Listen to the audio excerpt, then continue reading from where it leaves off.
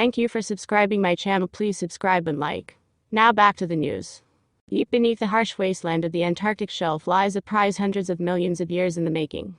For more than 150 years, wars have been fought for access to oil, the thick black ooze that the world has come to rely on. Despite the growth of renewable energy in recent years, almost all of the world's energy, 84% as of 2020, runs on fossil fuels, including oil and gas.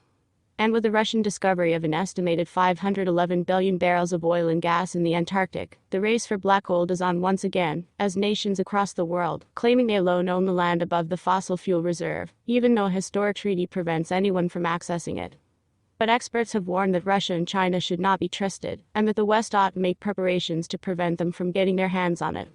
Russia's discovery underneath the Antarctic is already starting to spook the West, with the issue being brought up at a select committee this week. While Junior Minister David Rutley told the scrutinizing committee that Russia has repeatedly given assurances last week that it was only conducting science in the region, experts lambasted the idea that states like China or Russia could be trusted. Russia's invasion of Ukraine, and how it justified it, is indicative of how it might act in the Antarctic, given the massive amount of oil it found. If you look at Ukraine, Russia is clearly sending signals that it doesn't care about international law, multilateralism, or treaties.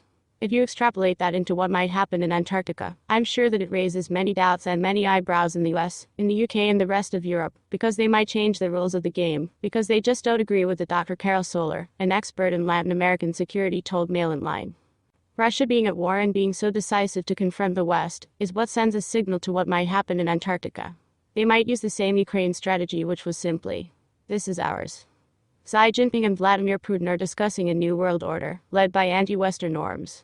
That might lead to a new global governance. If they're going to start dictating multilateralism and treaties, then they might as well lead on this, as he added. If there is a massive retreat from Western-led global governance, then we will see a new treaty for Antarctica which, given the lack of resources, may allow them to claim the oil and gas in Antarctica. Xi Jinping and Vladimir Putin are discussing a new world order, led by anti-Western norms.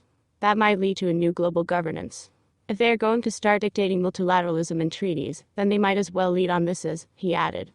If there is a massive retreat from Western-led global governance, then we will see a new treaty for Antarctica which, given the lack of resources, may allow them to claim the oil and gas in Antarctica.